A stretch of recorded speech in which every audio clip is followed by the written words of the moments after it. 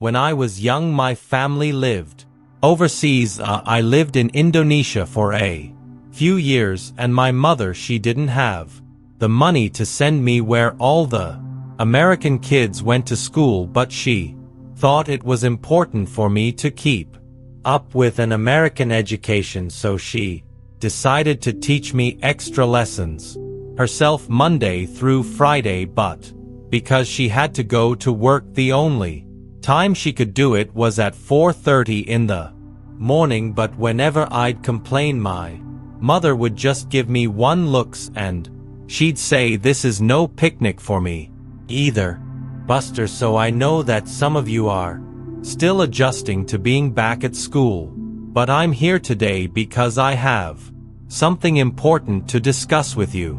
My father left my family when I was 2 years old, and I was raised by a single mom who had to work and who struggled at times to pay the bills and wasn't always able to give us the things that other kids had. There were times when I missed having a father in my life. There were times when I was lonely and I felt like I didn't fit in, so I wasn't always as focused as I should have been on school, and I did some things that I'm not proud of, and I got in more trouble than I should have, and my life could have easily taken a turn for the worst. But I was lucky. I got a lot of second chances, and I had the opportunity to go to college and law school and follow my dreams. My wife, our First Lady Michelle Obama Mama, she has a similar story.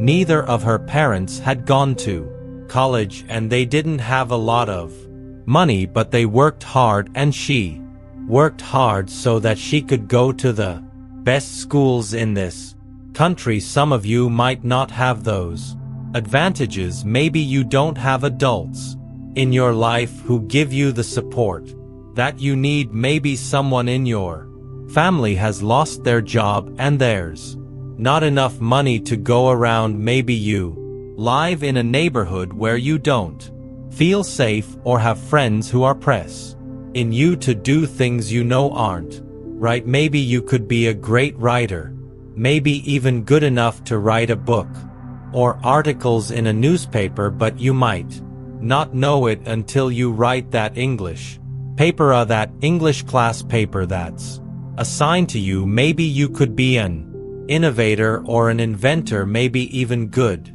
enough to come up with the next iPhone or the new medicine or vaccine, but you might not know it until you do your project for your science class.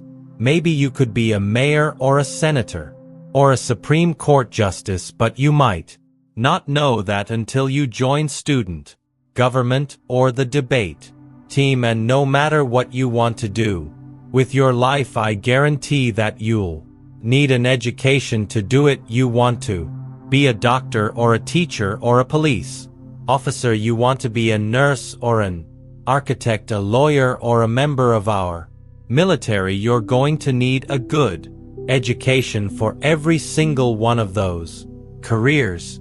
You cannot drop out of school and just drop into a good job. You've got to train for it and work for it and learn for it, and this isn't just important for your own life and your own future. What you make of your education will decide nothing less than the future of this country. The future of America depends on you. What you're learning in school today will determine whether we as a nation can meet our greatest challenges in the future. You'll need the knowledge and problem-solving skills you learn in science and math to cure diseases like cancer and AIDS, and to develop new energy technologies and protect our environment. You'll need the insights and critical thinking skills you gain in history and social studies to fight poverty and homelessness, crime and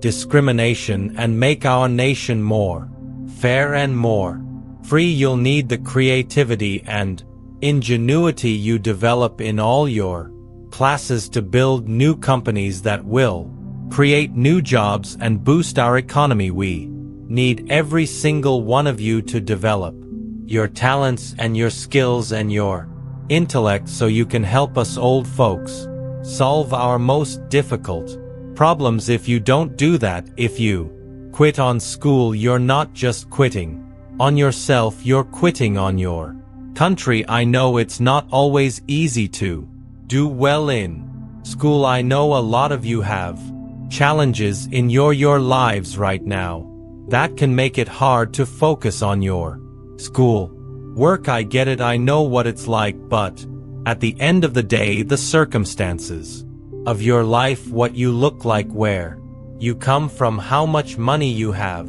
what you've got going on at home, none of that is an excuse for neglecting your homework or having a bad attitude in school. That's no excuse for talking back to your teacher or cutting class or dropping out of school. There is no excuse for not trying. Where you are right now doesn't have to determine where you'll end up. No one's written your destiny for you, because here in America you write your own destiny, you make your own future. That's what young people like you are doing every day all across America. That's why today I'm calling on each of you to set your own goals for your education and do everything you can to meet them. Your goal can be something as simple as doing all your homework, paying attention in class, or spending some time each day reading a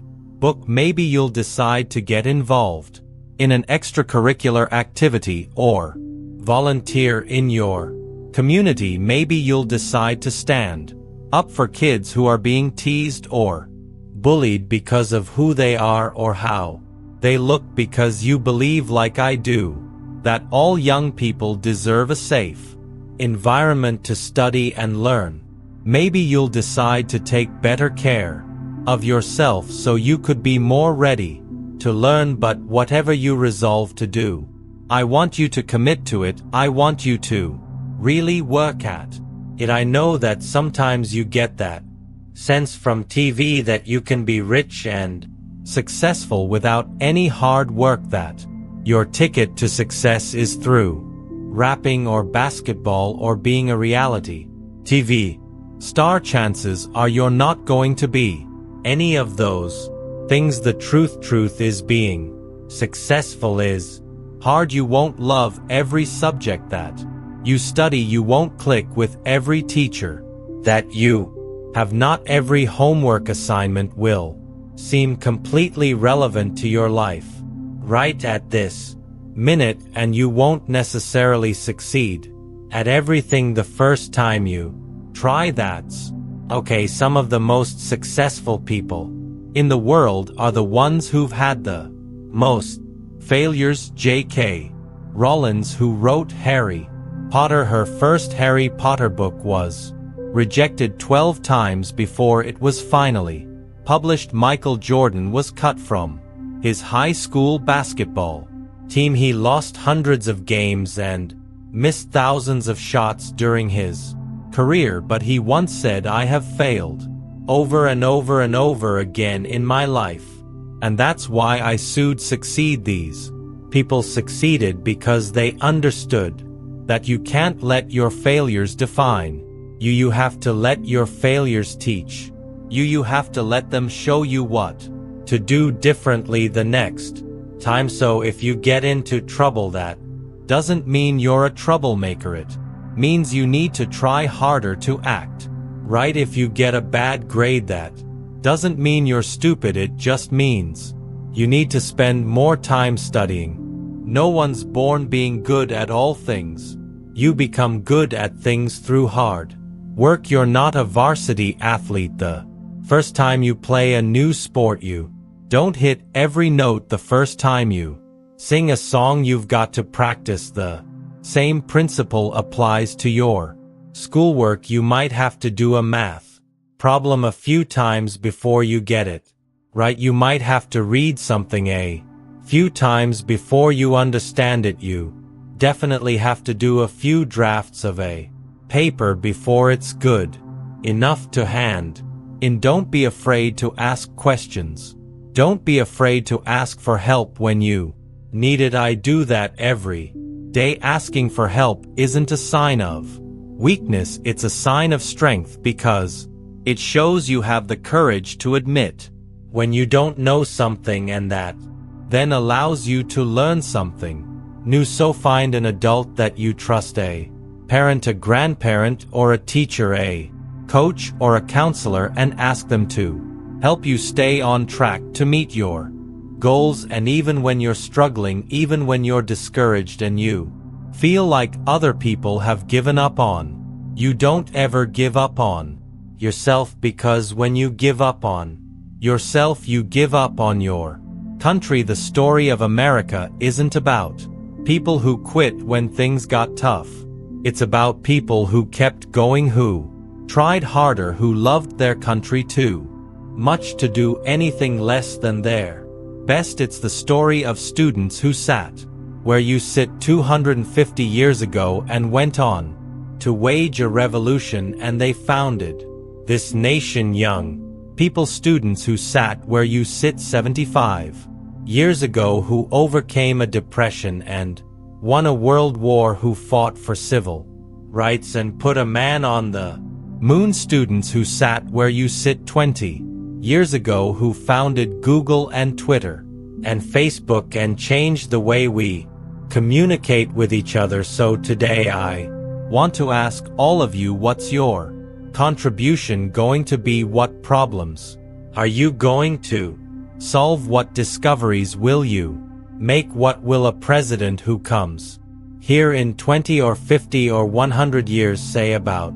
what all of you did for this country? You know, your families, your teachers, and I are doing everything we can to make sure you have the education you need to answer these questions. I'm working hard to fix up your classrooms and get you the books and the equipment and the computers you need to learn, but you've got to do your part too. So I expect all of you to get serious this year. I expect you to put your best effort into everything you do. I expect great things from each of you. So don't let us down. Don't let your family down or your country down. Most of all, don't let yourself down. Make us all proud.